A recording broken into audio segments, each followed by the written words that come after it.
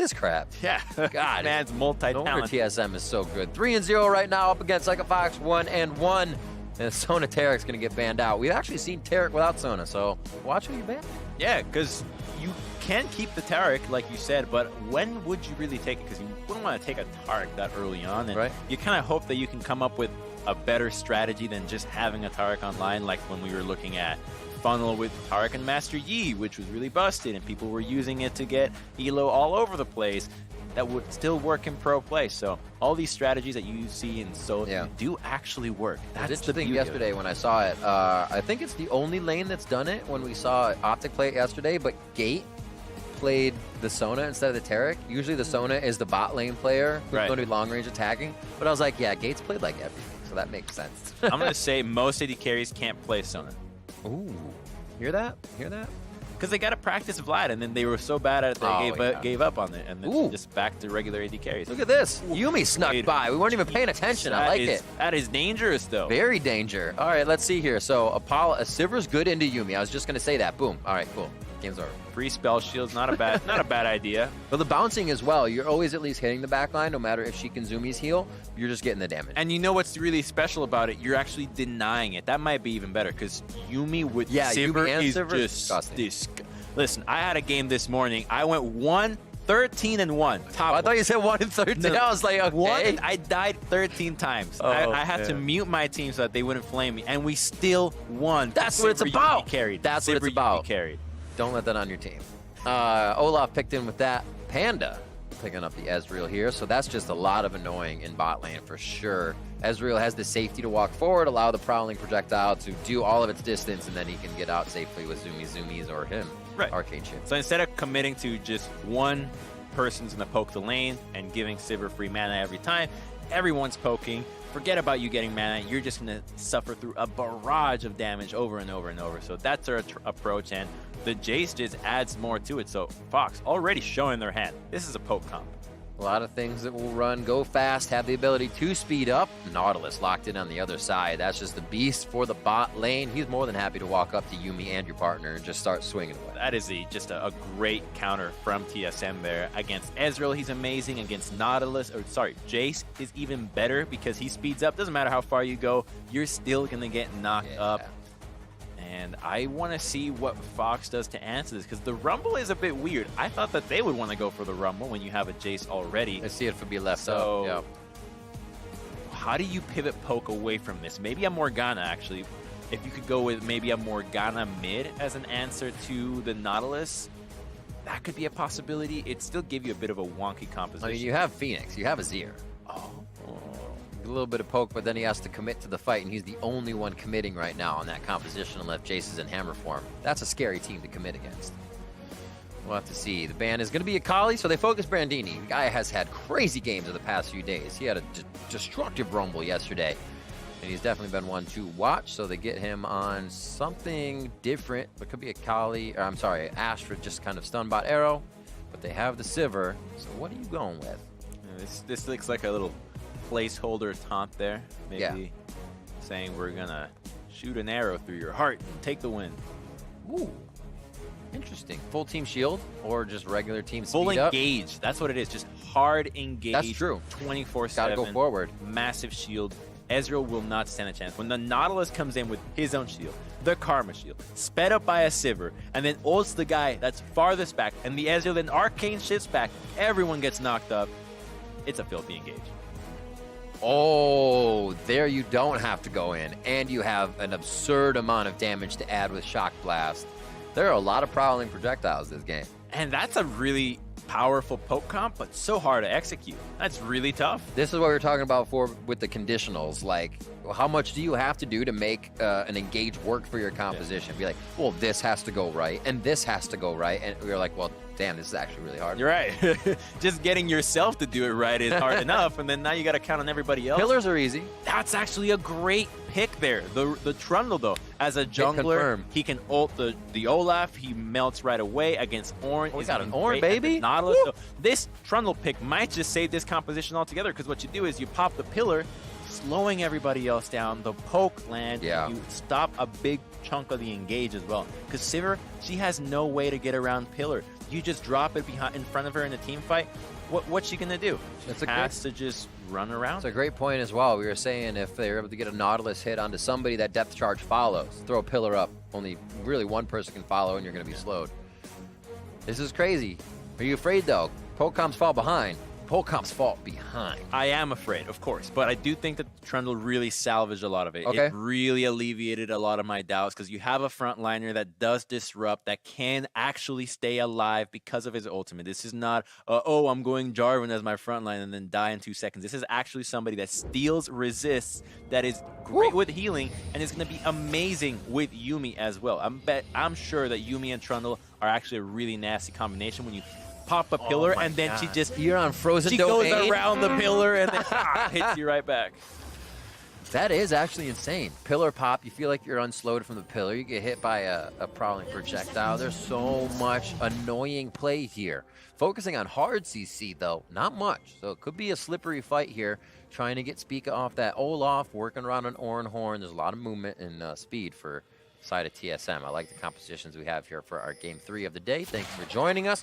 Myself, Riv, and Crumbs, I'm about to deliver you some beautiful gameplay. Myself, Riv, and Crumbs.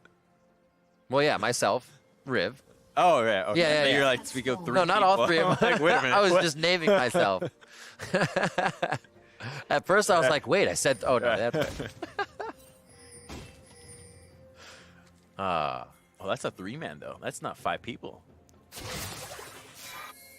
I see you. But I guess you don't care. You've already spent a little too much time. You're going to separate them from the minion wave as well, so you get that for you. Yeah, Echo Fox did a really good job anticipating it, having their Trundle already in the red side, so he's not wasting any time. And that's really all you care about when these invades happen. Can the jungler start at around the same time? He finishes pretty much identically. He is going to be spotted into doubles, but Oran's not going to do anything about it. So we just have a classic split map situation, and I'm pretty sure Yuumi and Ezreal are okay with this because they're really safe. So asking a jungler, we always see junglers back and forth when they're hitting a single camp. How many like auto attacks are you actually avoiding? Are you supposed to work the brush in that instance to deny vision? When you're leashing? When you're leashing yourself, how many auto attacks do you feel like you're denying? Because for a regular person that's not jungling, like I'm still getting hit. Am I doing this right? Is their question? Okay, right? So if I want to leash, like you're hitting red, I don't need you to tank it, right? Unless you have a lifesteal or some crazy regen, I don't need you to tank it. What I need you to do is hit it as much as you can, but first to die. Oh God! I'm gonna have to ask that again too, because we got mixed up. Damage down, that's gonna be huge. They just go straight for Apollo, knowing that presence is gonna be there for him in a strong lane, safe Ezreal. That's not what they want to get. They take him down for first blood, but also 1-1 here. Yeah, that seems fine for Fox, right? Yep. You just lost one guy, but he got a trade kill, whereas the Olaf got the kill. So this is going to only benefit the bottom lane for Fox Academy and benefit the jungler matchup. So really nice positioning there from the AD carry, making sure that the hook and the auto are really deep into the tower. And it was almost one more auto that he could tank that would have put Olaf. Okay, so like this. Solo for yourself. See, he's stepping away. When does that become effective or not effective for somebody that doesn't know what they're doing? So it is right? always sometimes effective. you just feel like you're walking away and you're still getting hit as somebody who sees it on LCS. So you want to auto and then walk away. Auto, walk away. You call it orb walking, right? So you want to make sure that you're minimizing the damage. If your champion doesn't care about the damage, then you're fine. So for example, a Rek'Sai, forget about it. You're going to regen. You're fine. Easy. But somebody like an Olaf, you still don't actually care. I think that's really what it comes down to in the jungles right now, that you actually don't care if you tank it a lot because you have so much sustain. So it's one of the prerequisites of the jungler, but for the most part, just try to hit it as much as possible. You're more worried about you killing it faster than it dealing damage. Interesting. I like that answer. I like that. Because sometimes you're sitting there and you're like, yeah, I'm maybe saving 100 health. But is it worth it? Is that, you weigh the consideration of it. Just think of it like this. Let's say you shave 2 seconds off of every camp.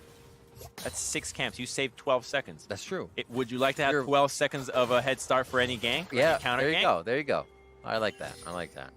So we're 4 minutes, 20 seconds into this one. 3 minutes for 3-0, I should say 3 minutes. That was good. 3-0 for TSM Academy. A 1-1 for Echo Fox here as they look to get their third game in against TSM, and it's a tough one. Definitely playing against, as we said, reigning champs. Plays Olive, having a very good finals for that, so he's bringing power to the mid lane, and they are on to Phoenix. Zoe's forced to flash over, and that was her based summoner spell, so no flash there. Teleport back to lane, and we'll see what Unsealed Spellbook does for Phoenix. That's probably about the only time that Spica is going to be able to find a gank in the mid lane, and we get to see what his Olaf is all about because TSM banned Sejuani themselves, making sure that they did not put Spica on the signature TSM champion. But we joke, for the most part, it was to make sure that Fox didn't get it because it would have been a great champion for a poke composition. Especially having anybody like Nautilus and Braum or Sejuani together. Always a huge fight squad. Feels good to have that. This is a big TSM. dragon. This is big. Early Ocean Drake with poke and against poke. They're so relentless. We consider Echo Fox to put a little more priority on that. Not having the greatest with a Yuumi Ezreal bot lane, you're not putting out tons of damage, and you're also against the Nautilus. He might try to get the wards to sneak it here, but his pathing, Panda could put him somewhere real scary. Look for the spell shield to come on. It's only going to last a few, or I should say just the shield, and that's the kill coming over. Phil goes down, and nicely done as they get that one over to Treats. He can be a little bit tankier. 2 assists, though, for Tactical. Would probably like a few of those in the kill score. That was actually a really nice idea out of Phil there. Detaching from the Ezreal, trying to tank the hook, and then attaching back in. Unfortunately, it's a little bit too much damage with those 3 members. But you see what he was going for, and that's the power of Yuumi, where you can just soak up the engage, then go back in, and you're invulnerable. I think that was one of the first times I recognized that she was super aggressive like that and could really change a lane. Ada Morgana binding and went right back to her opponent, and I was like, oh, you can Tom Kench yourself. That's fantastic. It's like, oh, this is not going to get annoying. I want to play against this more. I'd like to learn how to beat it. Blaze Olive 55-53 as we just scroll down from mid lane there. They did have the flash on Phoenix, but he seems to be faring well. And you can see now, Panda doesn't care about kiting that out. Super big with Frozen Domain and a little bit of that spell vamp as he goes at it. Level 6 is almost in there for the junglers, and we'll have to see where they decide to go. More damage purchased up with the Chilling Smite for Spica as he is back onto the map and headed for his own red and raptor camp. Let's see what this Trundle does. I really want to see Trundle have a great game here, just because it's a champion that's on the fringe of being a viable jungler. It just played in situations like this where it really makes sense compositionally, but when we've got Sejuani running around so often, and Olaf, the Nautiluses, the Braums, soaking up those resistances are a huge deal when it comes to team fights. And remember, against these big meatballs, your healing is crazy. You get to heal off of the health that the champions that die and even the minions and monsters that die is. So it feels good to subjugate because you can look at Ornn and then you head for somebody else. So you feel like you're affecting more than one thing right off the bat. It's really nice. Trundle's one of my favorite junglers, actually. You become such a beast as well if you get any bit ahead. Here, a little scary. Oh, that was disgusting. That is not something I have thought of. Usually you get the Heimerdinger turrets or random little bits, but absolutely snuffing out Treats on that hook. And last week we were thinking, okay, what's happening with Panda? Where's he at? And now we know where he's at. I want to see him do more Trundle stuff because we were just in desperate need of seeing a great Panda game. Yep. Yeah, we really are. He goes to throw down the Jarvans, gets himself into trouble. Trundle can be a little bit more resilient to those situations where you have to be in the fight longer. And this Drake is going to be very big, like you said, against that poke comp, able to snuff them out, resist that poke. 1 damage pillar, not going to happen. Not worth the flash steal attempt. You die right away, and let's say you get it, you still die, and then they dive your bottom lane because it's not there. I always remember that. I forget his Velocity's jungler on Ezreal. Shift in, smite, flash out. Oh, NK Inc. Oh my god, you remembered it. I kept saying Chris in my head. And then I was like, no, but Vile Rose was mid. Who's in the jungle who always played weird stuff? So I remember because Belcher played with NK Inc. on the team called Meat Playground. Yes, they did. Oh, memories. That's funny. He was a cool jungler. I liked him. Very diversified in his tool. Run the Singe as well, Singe jungle. Yeah. Oh, good old Vile Rose, Kale mid, and all that stuff. 9.5, coming up on 10 minutes for this one. We still got quite a bit for plates, but nobody's been able to get close enough just yet. Oh, sounds like me waiting for dinner. Yeah. Always waiting. Is it I ready? got the plates ready, but where's the food? They never let you get close enough. Pretty even gold as well. Everybody's having quite an even lane. It seems like with the ganks bot lane, Phil and Apollo were still able to keep it pretty adjusted with the death going down there. I think if Tactical got these kills, we'd see a bit more damage, but it's hard to hit a Yuumi and an Ezreal lane anyways, so everybody's just fighting the farm down bot side. Here we go for a Rift Herald as that 10-minute mark hits. Looks like this will be great for TSM. We know this team to always control the map, and they're setting those things in motion to do just that. They do it on the dot, the top lane base, the jungler base as well, even though they didn't know, and treats Things even in motion. roams. Try to make sure that if a fight were to break out, he's going to be there to assist with his hook and the depth charge. So really good rotation out of TSM to be in position to take a fight if needed, and that's really all you care about. It doesn't matter if the fight happens or not, as long as everybody understands that the team is going for Herald and that everybody that can help needs to help.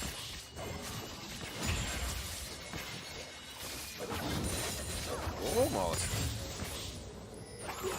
Bit of a rotation up. We got another 2.5 on a Dragon, but a little bit of time here for Tactical and Treats to want to use that power mid. They say, we just clear wave, it's going to reset. We have time to roam the map. No pillar there, but it is going to stop the rest of the initiation off the Panda hook. Remember, not too much hard CC on the side of Fox, but you're looking at a ton on the side of TSM. There's the Oran Horn getting called out. One shot. Oh, we're just going to let that go. Still watching Phil.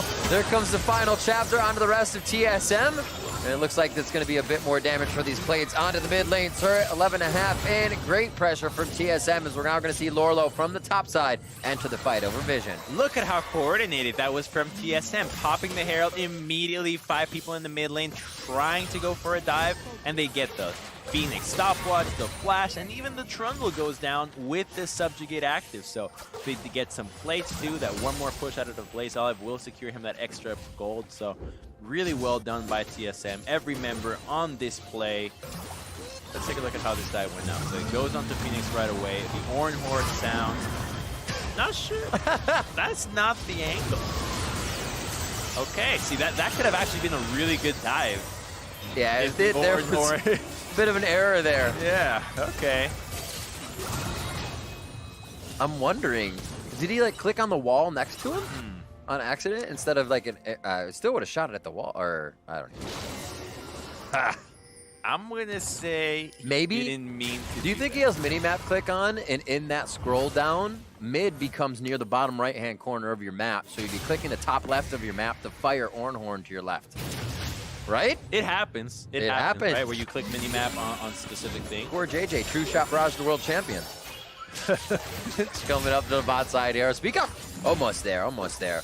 A little far off. With the movement and safety of Yuumi and Ezreal, you're not going to be getting much unless you're there on the moment to get them. Oh, Panda's hatching a ward. Looks like they'll just get out of this situation. Oh, that's a good pillar. Could stick him between the wall. Could have had a long walk around. Close. They wait. Just the harass. Yeah, he's maxing pillar second too because it affects the cooldown and the slow. Big damage, unstoppable coming in from Spica. His Ragnarok's about to wear off. Nice job on the focus resolve, locking down Panda, giving a little bit of heal. Panda got himself in a real bad spot. He gets stripped down. Not feeling good for the Trundle, who wants to stay big, alive, and on the map to make sure he can be that front line for the team. Better put this Panda on the endangered species. Oh no! It's not that. Sadly, it's Don't true. speak of it. That's not there. Ocean Drake, a second one against the poke team. Talk about the RNG being rolled against you. Nat 1's here for Echo Fox on the Dragons that TSM is getting. They're rolling criticals. Right, the one game you draft the poke comp, TSM gets double Oceans against you. Is it going to be 3?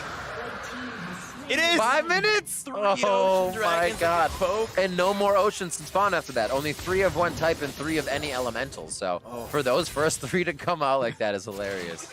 That's unfortunate. Pushing up to the turrets. That plating has dropped. and that's going to be the first turret down. I'm gonna look at it differently. What do you got? I don't think it's unfortunate. I think it's amazing if you're the poke comp, because you would have wanted to have Oceans if you're a poke comp. Yeah, that's true. It just so happened that you didn't play that well and you lost it. That's true. But you rolled right RNG. I don't even know. Half spilling. It's a leaky glass. There you go. It's a sippy cup. I still want it, but it's going to be bad. 22.5. Gold is all even with these Drakes. A lot of this pressure has to still be put on the map. They've done a good job where? I'm going to say, like, it's there, but how are they keeping it even for now? It's got to be the CS. Not too big of a lead anywhere. Yeah, now you got the bottom lane swapping up into the top side, and if it continues to roll how we saw it in the bottom lane, Olaf is going to camp top. They're going to try to get that turret, start cracking some plates. Well, now that they're gone, just cracking some turrets with Sivir, who's so strong at pushing right now.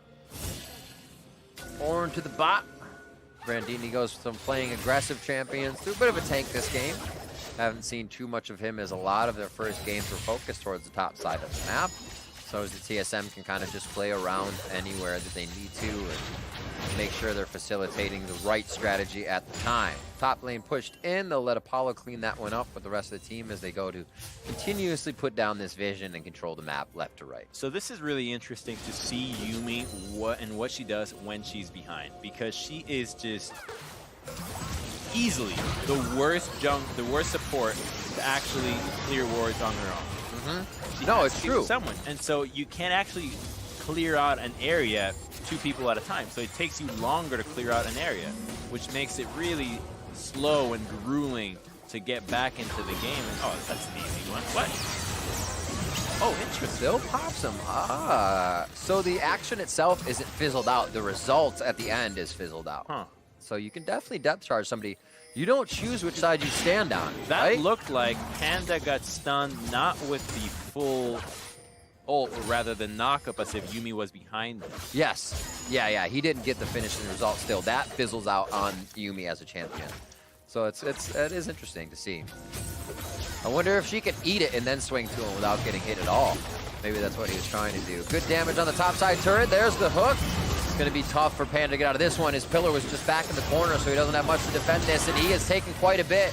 He would love to not be 0-2-0 and initiate these fights for his team. Be there for the poke. Ornhorn comes down. Apollo's going to get nailed, but the arcane shifts out of the way, and Brandini's on the front line for a tank. Treats has to be careful on the back, but he still wants that one priority hook if he can find it. Every support will go in one last time to take a shot for the president. And it looks like Phoenix is going to stay safe here, firing in the Paddle Stars along with the Shock Blast from Lorlo. They have a decent bit of wave clear, but it looks real hectic at the turret. Yeah, and it would have been the situation for the poke comp to shine, but against double Oceans in a fight that was so aggressive from TSM side, they just had nothing to do there but retreat. They didn't lose a tower, though, or the tier 2. The tier 1 was pretty much gone already, and instead it's TSM rotating to mid, and Fox trying their hardest to save this tower. Not the greatest turret takers. Horn and a Blaze Olive probably not getting that one down just yet. Oh, good damage. Luden's proc along with one of those Qs is nice. So if a Blaze Olive is playing Azir, and the LCS team plays Azir, and the LCS team plays Sejuani, and the Academy team plays Sejuani, are we going to see BRC play Karma this week? Ooh. Karma in the mid lane? Clearly, they've been scrimming against other Academy and LCS teams with Bjerg has played Karma in the LCS. I remember Trevor calling the pentakill when he got it walking into the base of the team they were playing against. So it's definitely a thing that's been on TSM's radar in Champion Pool. I'm not sure if it's something they played recently. It does kind of fit the MO of a Zillion-esque pick. Yep. You're supporty, you keep people alive, and you have CC, and you're really annoying. So they're practically the same.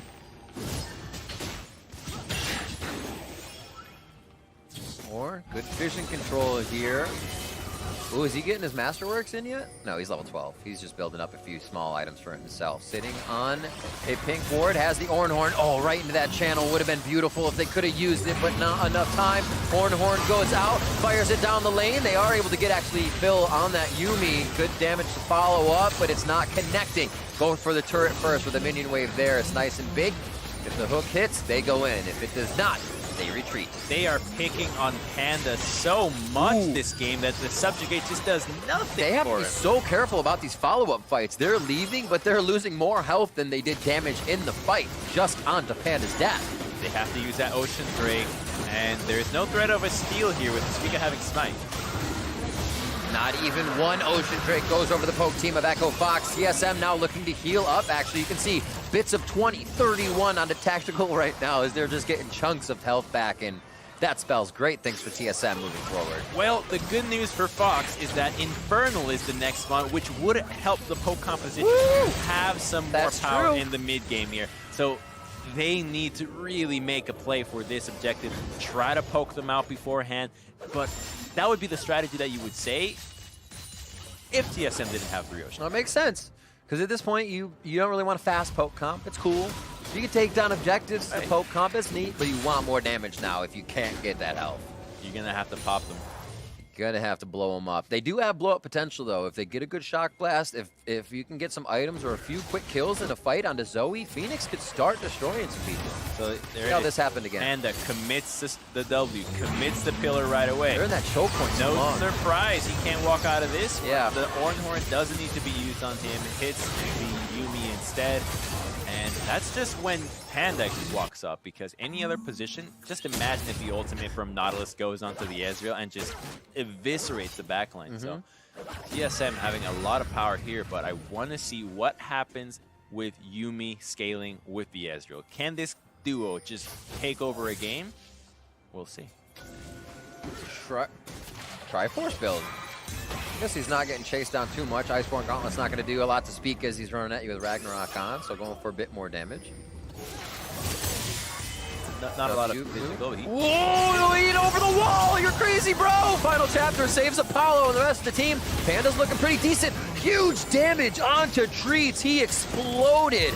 Pretty nuclear there. Blaze Olive come back with a focus resolve. That's going to be a stun. Ornhorn up as well. And it looks like you get Panda served up for dinner on that one. It's tactical. Blaze Olive moving back now. Phoenix, good stun onto the Drowsy. Oh, not enough follow-up. Yeah, there it is. The last few hits. A shutdown going in for Apollo. Lots of flashes. Lots of summoners used going in for Echo Fox. They have to be careful. But they have always been better as TSM is retreating with this poke comp. Tactical can still fire back. He's got the ricochets on. He's got red buff for the kite. But there's the poke comp coming through once again. The denial of vision from both pink wards, giving both vision. But it looks like they're coming up big there. There are the few kills. They go over to Apollo. Like you said, he could be the carry as well as Zoe. Fox is still so dangerous here with this composition. They were able to win that fight with their main front line gone right away, but that's because they blew so many cooldowns that were essential to the engage that everybody else's was not in the mix. So this is after, oh right, actually the very beginning. Yes. Apollo shifts in, and a really nice ultimate out of Yuumi to make sure that the follow-up isn't there since Olaf does not have flash. And this is Panda walking a little bit too far here, gets taken out. And when you're playing a poke composition, you're so reliant on cooldowns. You really don't have a way to just say, go in, go, go, go. Like, it's really, do I have a CD? And when I do, okay, go. Then back off. It comes back up, okay, go again. And that's how you play these fights out, which is why the Ocean mattered so much, because it slows down the pace at which you can really inflict damage and continue to capitalize upon it. A lot of the fight results, these fights that just happened, and then the one after that was over mid lane brush and over the wall. Pokemon's gonna love that if you don't have Olaf in your face and Nautilus in your face. So I don't know if too many more jungle corridor fights are coming up unless Brandini and the team hit those ults perfectly. Apollo roaming around, great forward ward. That ward, turret goes down. Why not place a ward? Continue your vision there. Ultimate onto Apollo. They make sure they get him with the original depth charge, and they get a quick kill onto Panda. The front line is gone. Depth charge almost hits. Oh, sorry, anchor toss. But they get out of that. Prowling projectile slowly forward as the vision is slowly moved forward for TSM. They can always see where Echo Fox is going to be, where they're going to get to. And again, on the right side, these shoulder wards being placed, so you're never looking over your shoulder to find somebody pincering in. Good damage from these shock blasts. One of those shock blasts is what we saw do so much damage to Treats earlier with Apollo's follow-up. So if Lorlo can keep hitting his damage with his Black Cleaver with that Youmuu's, they really have a good potential to take these fights after a little bit of poke. Just look at how much damage they're taking, only fighting for that control ward, and now Infernal is 20 seconds away. Drowsy connects. Even more poke is going to connect. I think if you don't have Ornhorn, you don't walk up to a fight. They have no way to get close to this team. No chance. I think that this Ocean, rather Infernal, is going to belong to Echo Fox after a successful poke. There's the damage. Is it going to happen?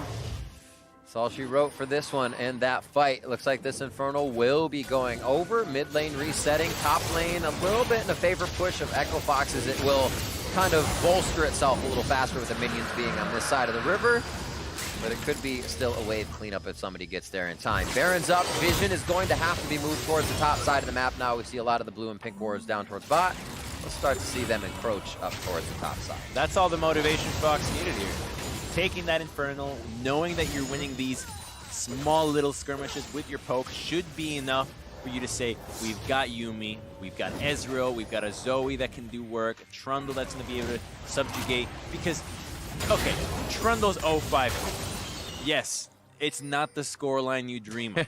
All right, it could be better. Such a troll line. You press R and you do your job because you actually bring somebody down to your level. That's the beauty of Trundle. You press R on the Olaf. You become 0-0-4, just like Brandon. And then he is also a 0-5-2 top laner because he has you mitigate his items. You steal them from him, so you actually want to be in this. Oh, where's it going? Longhorn! Not this. Oh, it did hit him.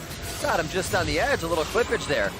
Speak of running. This is where the damage comes in. Oh, Brandini says not this time. Charges forward with the flash. It's exactly what they needed to do. Get in melee range. You cannot let the kite happen. That's when the damage starts to come through. Over 1,000 now across the team of TSM, but is it enough to zero out one? Yes, it is. Speaker falls.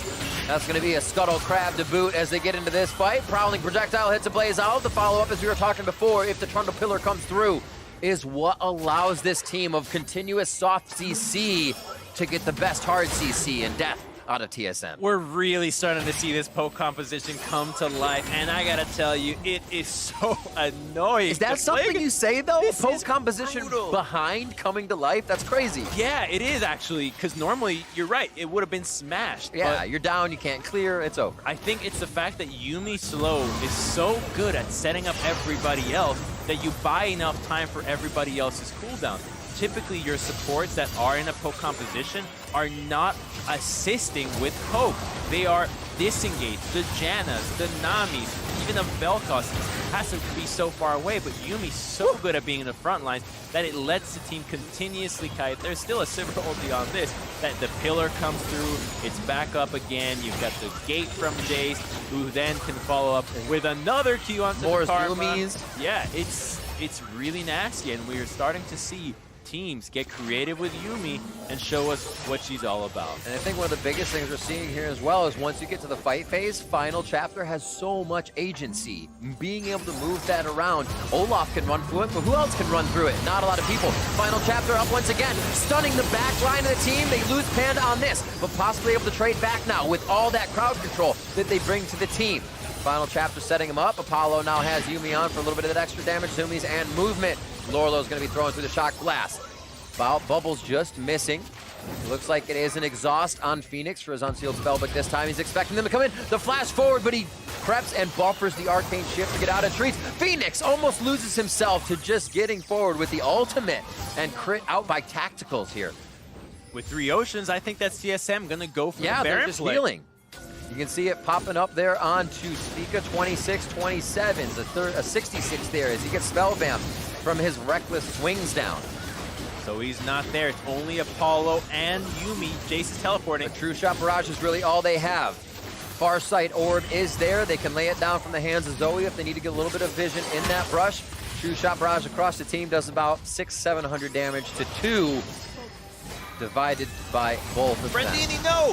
He's looking like he's in a bad spot. He can get himself to kind of a good situation, but it looks like they will have to engage on this. Blast Cone saving the lives of TSM, but they lose more and more ground every time. Masterwork items now coming in for Brandini. His level 14 hits, he'll be able to start buffing up the team. That was a risky base out of Brandini, and a nice attempt out of TSM to at least test the waters. Will they react to the Baron play? They do. They get Lurlo's teleport, which is going to be big, but I don't think Lurlo actually wants to be split pushing a lot. This poke composition is really working when they group up as 5, so why go for a split push that might result in you losing the team fight when you can just stick to what has actually been keeping you in the game?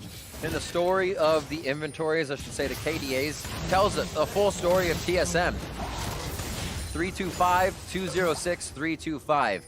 Everybody I just named has 8 kill participation, 100%. Spica, Tactical, and Treats are trying to get that bot lane going, trying to get the strength of what Tactical can do on an AD carry, and Treats big on that Nautilus. You can really see how TSM plays this comp. And they have been picking on Panda over and over, and I think they might be doing it again here. The second they find him, it's like Treats just ults him on command, trying to get that 4v5 to diminish that pillar power, because those pillars are being such a thorn for TSM. Treats can walk up. He knows where they are. Vision denied in that top brush. Vision saved in this pixel brush, and now it's going to be the dragon fight. 50-50, level 12 junglers, so same level damage of Smite. A nice hit. Oh, double channel. They absolutely delete Phil right off the bat. That's been the difference in these fights. Now they drop Panda. Where's that final chapter defense? Apollo over the wall. It's going to be unstoppable. Ragnarok just missed, and the flash from Spica. That is unfortunate, as that Undertow, I believe, would have connected, and he would have had the follow-up kill.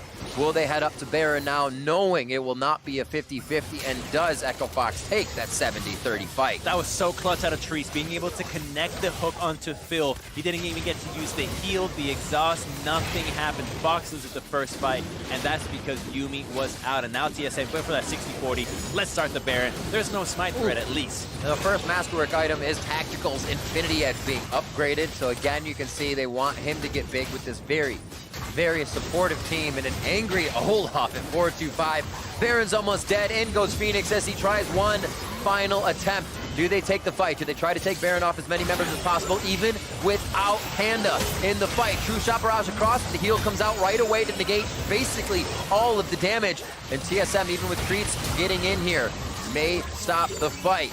No Drowsy connecting there. Yes, it actually did with Treats. Final chapter finally falls in. Big damage onto Treats as he goes down.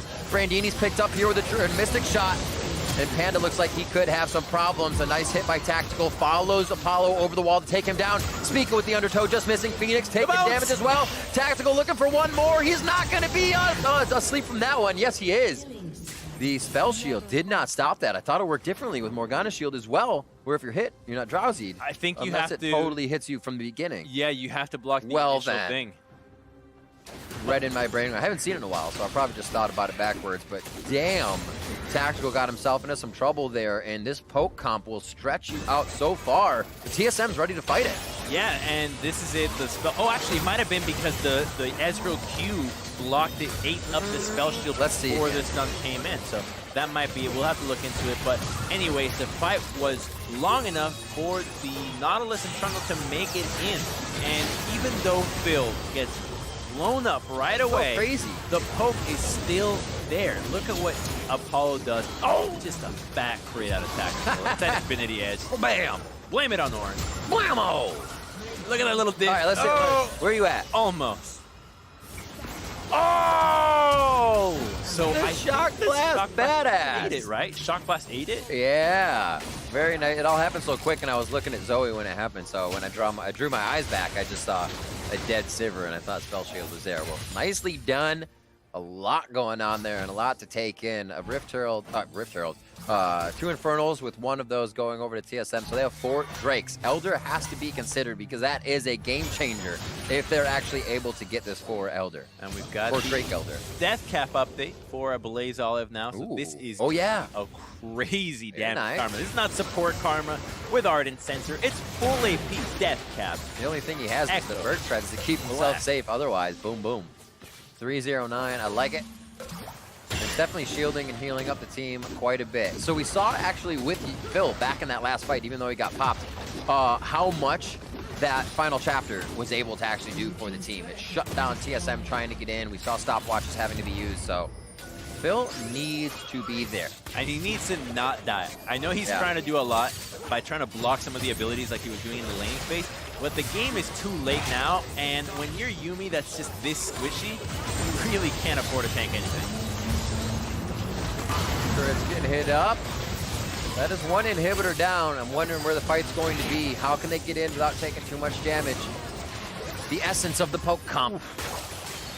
It's just there's a really fast and shielded Sivir. Look at her HP. It's almost the same as Spica. It might be more with her overheal shield. That's and the insane. Karma speed and a spell shield to boot on top of that. Look at that. That's good, about almost 4,000 HP with that coming on. Final chapter goes out. Its agency is not the same. TSM can now stand tall inside the ultimate of Yuumi. Another buffered arcane shift gets him out of the anchor toss. Lorlo goes in. Oh, he gets the minion. Unfortunate. What a flash by Treats. Good plays all around, but no kill will be connected. Sometimes that's the way it happens. And the Nexus will find the damage necessary as TSM weathered the storm of the poke comp and were able to finally come up with the win. And that was actually really close, and we got to see two compositions with different styles battle it out. Now we really know what Yuumi can do. Holy macaroni. I don't want to see what happens if Yuumi gets ahead on that game because that was just crazy. They were so down, triple oceans, and still were able to win team fights. It's gross. Usually you kind of think of a champion and you're like, once I figure out what that champion does, it will be okay. But then I think ahead of that, I'm like, still not okay. Yeah. You're just like, no. Going back and looking at that game with TSM's win, it was Fox coming online just around 20 minutes. We were like, these guys are behind poke comp's fall. They don't have wave clear, but no, they found ways to do it. And this was because TSM engages onto Panda as they've been doing all game long, and it kind of works. They do lose the Nautilus, and then when they commit to go for this is when the poke really starts to hurt because TSM is still kind of thinking, do we go in, do we not, do we go in? They're splitting up, they're trying to save the Olaf, then they commit to it, and then the turn happens where they go for even more. Yeah, the fight continues. It was a bit of back and forth. We did see that Echo Fox needed to keep fighting to make sure TSM wasn't getting too huge, but TSM find that engage they needed around 30 minutes, and what it pushed them forward to was basically Baron, but here, I think it was the Yuumi, it was like that one time Yuumi actually gets hooked, boom. Because this is a full AP Karma. Yeah. When that hook connects, Karma just uses her empowered Q, one-shots you. You're not going to survive. So squishy. Learned a little thing about there with the Sivir interaction. I'm pretty sure we were right that the spells kept breaking it. And this is them continuing to chase. And it doesn't look like they actually do that much damage until Yuumi shows up, until Zoe starts dishing out the DPS. And then you got Panda in the backline trying to tank, but he's been dying so much that this is no longer a Trundle that can stand up to an Olaf. There's just no chance. So definitely promising things from Echo Fox here, showing a bit different strategy and more of a full poke comp. They went all in on that, and then the Trundle was an awesome pickup. Do you think it would have been much different if Yuumi actually wasn't that first pick? Whole different composition? Oh, yeah, absolutely. I don't think they even run a poke comp without the Yuumi here. Okay. The Yuumi was integral to making this work because of what we were saying, that she actually provides engage, disengage, and damage assist to a poke comp. What other support does that? That can also stay alive, right? Because Vel'Koz, yeah, you poke, but you die right away. Yuumi is not that, so she's just the next level support for poke comp. And there was no trickery in champion select. We saw once Yuumi was grabbed, Sivir was taken immediately for tactical on the other side, and a lot of that composition of Karma, having Nautilus in the bot lane, just built around him and him giving even much more as the game went on with Ornn's first item and yada, yada, yada. And that Sivir Karma composition starting to look really nasty because the Karma mid speeding up the Sivir, you can kind of go back and forth between engages with the Sivir ultimate and then the Karma speed, so you always have one on. And when we saw the late game HP of that Sivir moving towards you with a spell shield, critting it, what do? Who's supposed to win to beat that? I like it a lot. I like Karma always reminded me of a Zillion, kind of without a res, but you have more utility, more shield, and a bit more like confirmed damage that you can just chuck at people. I like it. I like the Karma. I hope we see more of it. We have got more Academy coming up after the break. Do not go anywhere. We'll return with Game 4 of the evening. It's Golden Guardians versus Cloud9 Academy right after this.